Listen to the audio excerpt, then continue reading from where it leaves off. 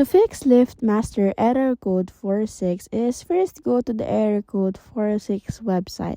So the thing here is usually this is the very simple error code that you will experience on your LiftMaster, and you can go to a varieties of website where you can actually see their articles where it can help you on how are you going to clean it or fix it. So as you can see, you can click on the troubleshooting safety reversing for the sensors that are off or flicker, and you will see that the safety reversing sensors must be connected and aligned correctly before the garage door opener will move in the down direction.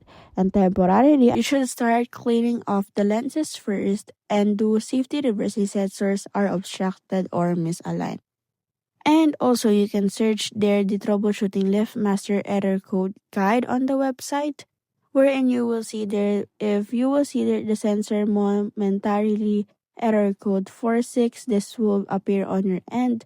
And to deal with that, you should actually go ahead and misalign the sensors, obstructing, blocking the sensors, which means these are the common problems that has been occurring when there's an error. So for you to be able to fix this, go ahead and click on or find the lens and clean the lens of cloth.